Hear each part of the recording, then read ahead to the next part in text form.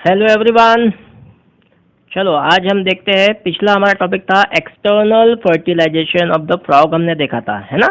अब बूझो ask one question that why do fish and frog lay eggs in the hundreds whereas a hen lay only one egg at a time।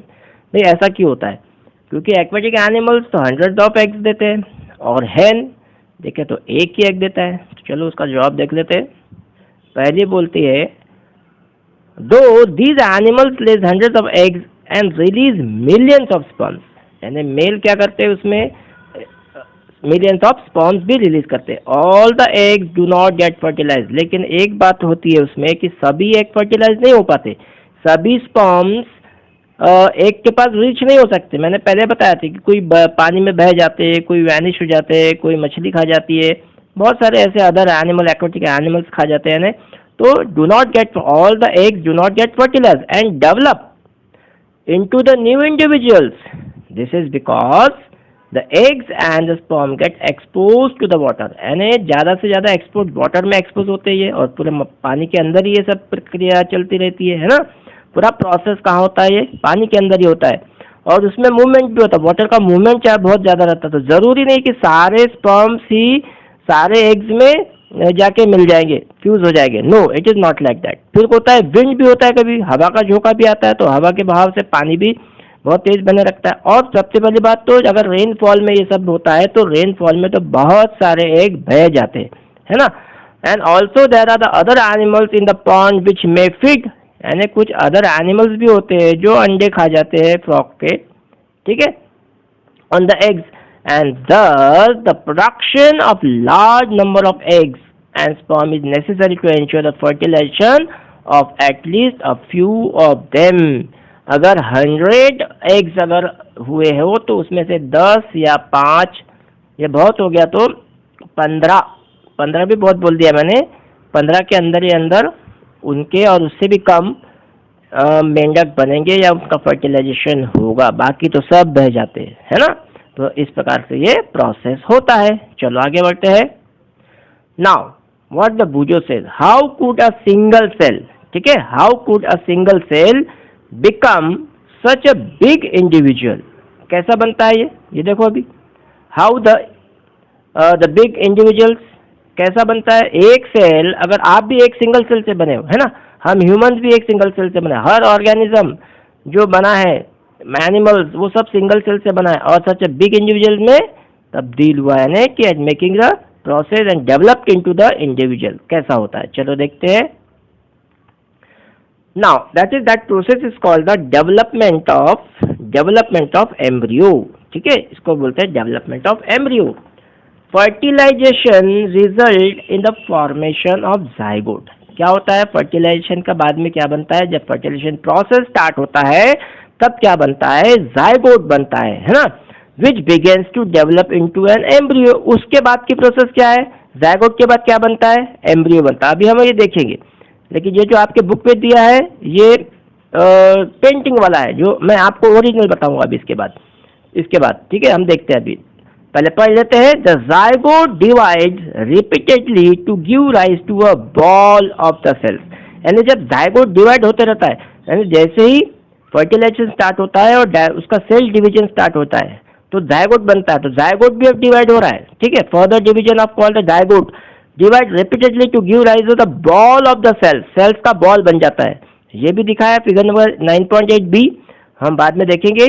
The cells then begins to form group, यानी group of cell बन जाता है and that develop into the different tissues, ठीक है। तो अभी हम picture देख लेते हैं कैसा। देखो ये, ठीक है, ये बना सिंगल एग्स, पहले वन सेल बना, एग था ये, फिर ये 2 सेल्स एग हुआ जहाँ स्पर्म फ्यूज हुए, 2 सेल स्टेज, फिर ये हो गया 4 सेल स्टेज, फिर ये हो गया 16 सेल स्टेज, ये हो गया 32, ये था 64, लाइक दिस।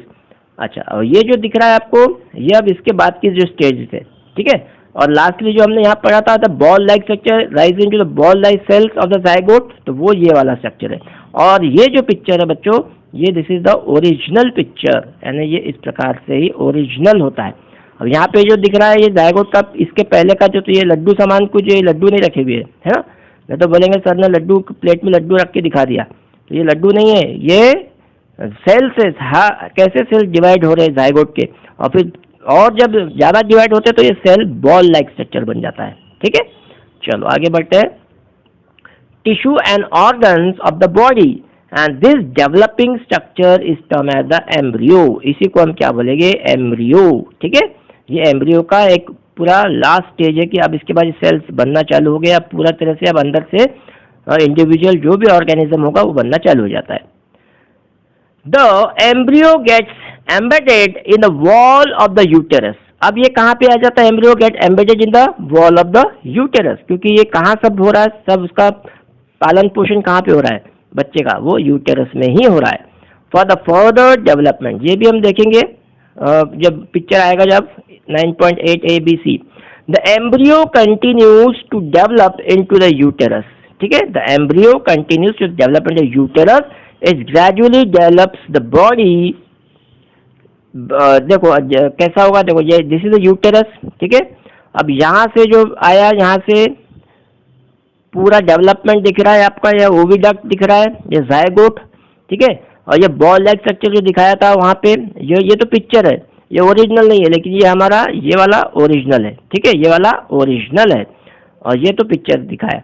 अब यहाँ पे देखो सी वाला कौन सा पिक्चर है, यहाँ यूटेरस बॉल और ये यहाँ पे एम्ब्रियो, और दिखाया है दैट द यूटेरस किस प्रकार से वो अंदर में डेवलपमेंट होता है, डेवलपिंग एम्ब्रियो। अब यहाँ पे डेवलपमेंट चालू हो गया। ठीक है, डेवलपमेंट चालू हो गया तो फिर यहाँ पे देखो ये वाली जो स्टेज हमने दिखाए थे, ये वाली स्टेज आ गई, और फिर जात में ये वाली बॉल लाइक स्ट्रक्चर स्टेज आ गई। ठीक है, अब हम देखते हैं आगे का क्या है। The part such as the gradually develops body, part such as body part बनना चालू हो जाता है, and hands, leg, heads, eyes, ये सब बनना चालू हो जाता है। यानी वो जो आपको बॉल लाइक स्ट्रक्चर दिखाया था उसके बाद में वो बनना चालू हो जाता है। ओके, द ईयर्स, ठीक है, ईयर्स भी बनना चालू हो जाता है, etcetera etcetera. The stages of the embryo in the which all the body parts gets identified is called the foetus. जब पूरी तरह से बॉडी बन जाती है इंडिविजुअल की, ठीक है, तो उसको हम क्या बोलेंगे, फीटस। ठीक है, ये याद में रखना, what is the foetus, the stages of the embryo in the which all the body parts can be identified is called the foetus. Figure number 9.9 हम इसके आगे देखेंगे अभी। When the development of the fetus is complete, जब development of fetus complete हो जाता है, the mother give birth to the baby, और फिर the mother क्या करती है, वो बेबी को जन्म देती है।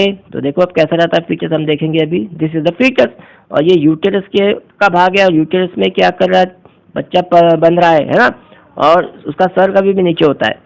तो सबसे पहले हम यहाँ पे पढ़ा था कि कौन से बॉडी पार्ट्स बनते हैं, हैंड, लेग, हेड, है ना, लेकिन सबसे पहले क्या बनता है हम देखेंगे। सबसे पहले बनता है वो उसका ये बनता है brain.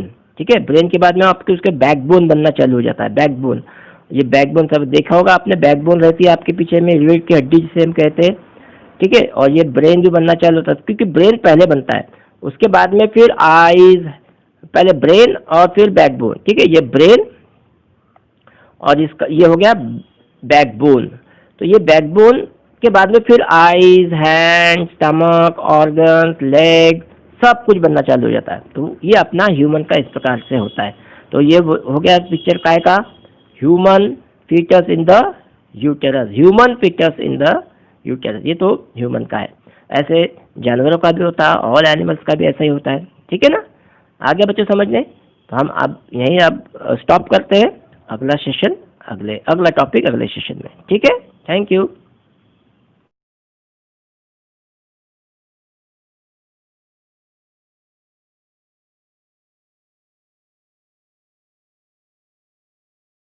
Students, if you have any doubts related to this topic, please do not hesitate to ask. Write your doubts in the comment box. I will answer your question. Thank you.